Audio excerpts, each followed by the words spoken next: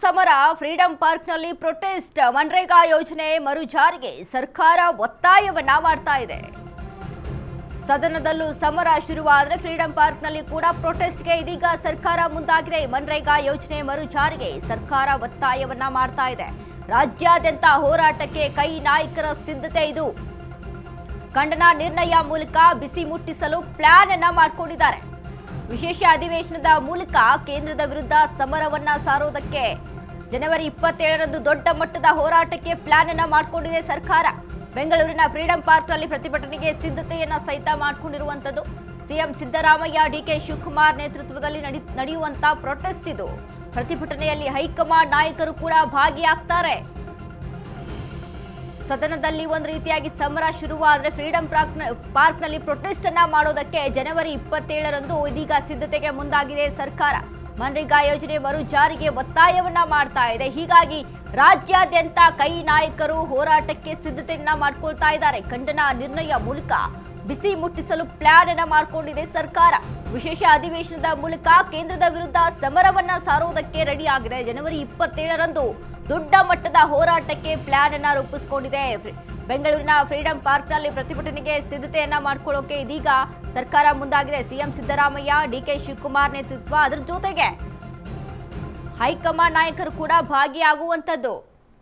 ಇದೀಗ ಈ ವಿಚಾರಕ್ಕೆ ಸಂಬಂಧಪಟ್ಟಿದೆ. ಮನ್ರೇಗಾ ಎಷ್ಟರ ಮಟ್ಟಿಗೆ ಒಂದು ರೀತಿ ಸದನದಲ್ಲೂ ಕೂಡ ಇದಕ್ಕೆ ಸಮರವನ್ನ ಸಾರೋದಕ್ಕೆ ಇವತ್ತು ಗವರ್ನರ್ ಗೈರಾಗ್ತಾರಾ ಅಥವಾ ಪ್ರೆಸೆಂಟ್ ಆಗ್ತಾರಾ ಅನ್ನುವಂಥದ್ದು ಒಂದು ಕಡೆ ಆದ್ರೆ, ಮತ್ತೊಂದು ಕಡೆ ಮನ್ರೇಗಾ ವಿಚಾರಕ್ಕೆ ಹೋರಾಟವನ್ನ ಮಾಡೋದಕ್ಕೆ ಫ್ರೀಡಂ ಪಾರ್ಕ್ ನಲ್ಲಿ ಸಿದ್ಧತೆಗೆ ರೆಡಿ ಆಗಿರುವಂತದ್ದು.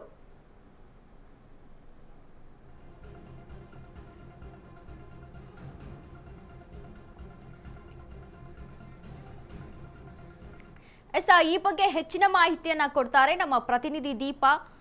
ದೀಪಾ, ಇದೀಗ ಈ ಒಂದು ಏನು ಮನ್ರೇಗಾ ವಿಚಾರಕ್ಕೆ ಸಂಬಂಧಪಟ್ಟಂತೆ ಸರ್ಕಾರ ಒಂದ್ ಕಡೆ ಫ್ರೀಡಂ ಪಾರ್ಕ್ ನಲ್ಲಿ ಹೋರಾಟ ನಡೆಸಬೇಕು ಅಂತ ಸಿದ್ಧತೆಯನ್ನ ಮಾಡ್ಕೊಳ್ತಾ ಇದ್ರೆ, ಮತ್ತೊಂದ್ ಕಡೆ ಸದನಕ್ಕೆ ಗವರ್ನರ್ ಎಂಟ್ರಿ ಅಂದ್ರೆ ಪ್ರೆಸೆಂಟ್ ಆಗ್ತಾರಾ ಅಥವಾ ಗೈರಾಗ್ತಾರಾ ಅನ್ನುವಂಥದ್ದು ಮತ್ತೊಂದ್ ಕಡೆ. ಸೊ ಇವೆರಡು ಜಟಾಪಟಿ ಯಾವ ರೀತಿಯಾಗಿ ಸದ್ಯಕ್ಕೆ ನಡೀತಾ ಇದೆ ರಾಜಕಾರಣದಲ್ಲಿ ಅಂತ?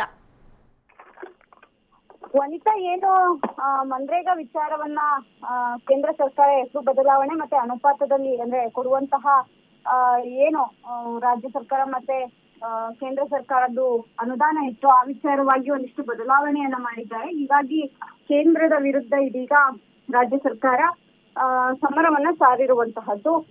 27ರಂದು ಸುರ್ಜೇವಾಲಾ ನೇತೃತ್ವದಲ್ಲಿ ಫ್ರೀಡಂ ಪಾರ್ಕ್ ಅಲ್ಲಿ ಪ್ರತಿಭಟನೆಯನ್ನ ಮಾಡೋದಕ್ಕೂ ಕೂಡ ಕಾಂಗ್ರೆಸ್ ತಯಾರಿಯನ್ನ ಮಾಡ್ಕೊಂಡಿದೆ.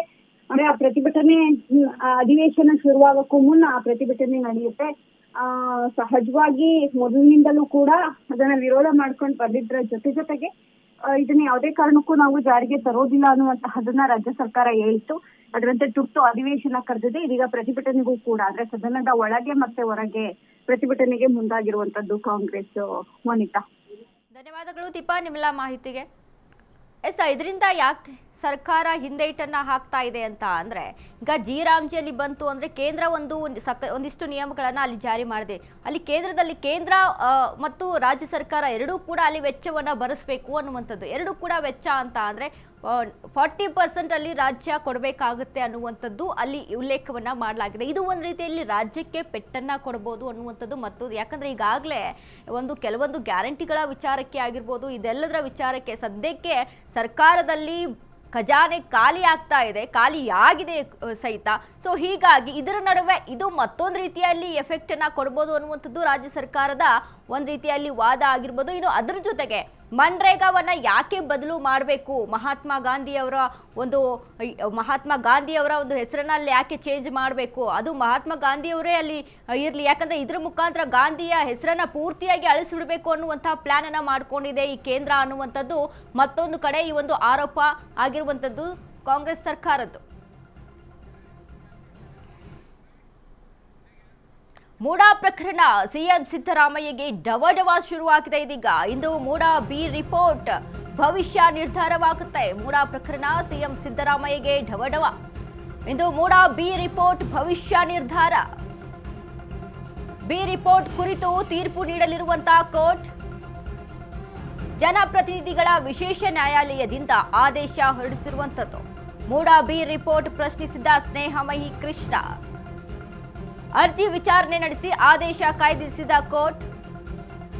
ಲೋಕಾಯುಕ್ತದಿಂದ ಸಂಪೂರ್ಣ ತನಿಖಾ ವರದಿಯನ್ನ ಸಲ್ಲಿಕೆ ಮಾಡಲಾಗಿದೆ. ಮೂಡಾದಿಂದ ಅಕ್ರಮವಾಗಿ ಸೈಟ್ ಪಡೆದಿದ್ದ ಆರೋಪ ಸಹಿತ ಇಲ್ಲಿ ಕೇಳಿಬಂದಿತ್ತು.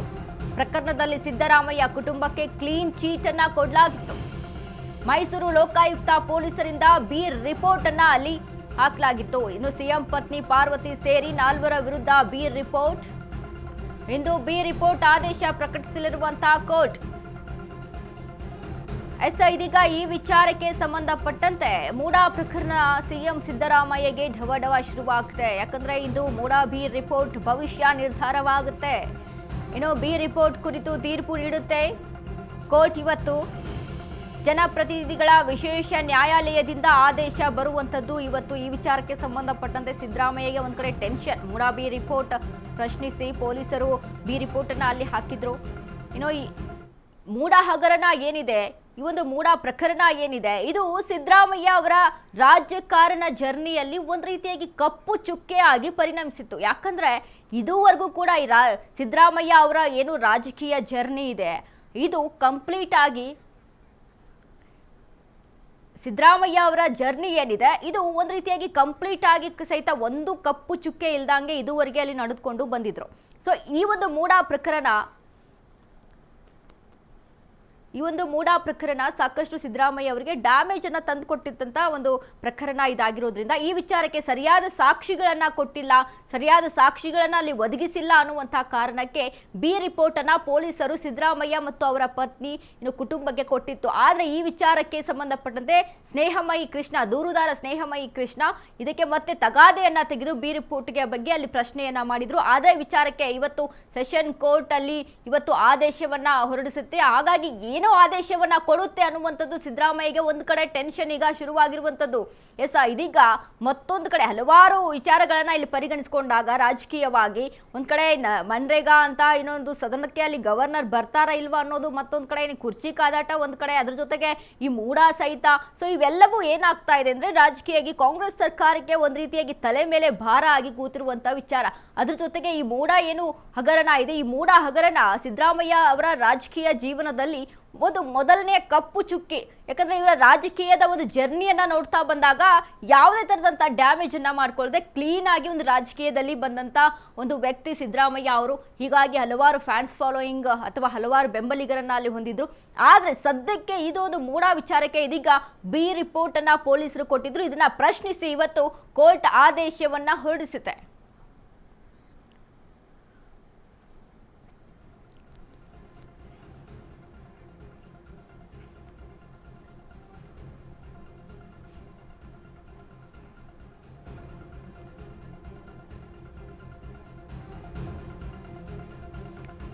ಇಂದು ಮೂಡಾ ಬಿ ರಿಪೋರ್ಟ್ ಭವಿಷ್ಯ ನಿರ್ಧಾರವಾಗುತ್ತೆ. ಈ ವಿಚಾರಕ್ಕೆ ಸಂಬಂಧಪಟ್ಟಂತೆ ದೂರುದಾರರಾದಂತಹ ಸ್ನೇಹಮಯಿ ಕೃಷ್ಣ ಅವರು ಪ್ರಶ್ನೆಯನ್ನ ಮಾಡಿ ಪೊಲೀಸರು ಬಿ ರಿಪೋರ್ಟ್ ಅನ್ನ ಕೊಟ್ಟಿದ್ರು. ಅಂದ್ರೆ ಸಿದ್ದರಾಮಯ್ಯ ಅವರ ಪತ್ನಿ ಪಾರ್ವತಿ ವಿಚಾರಕ್ಕೆ.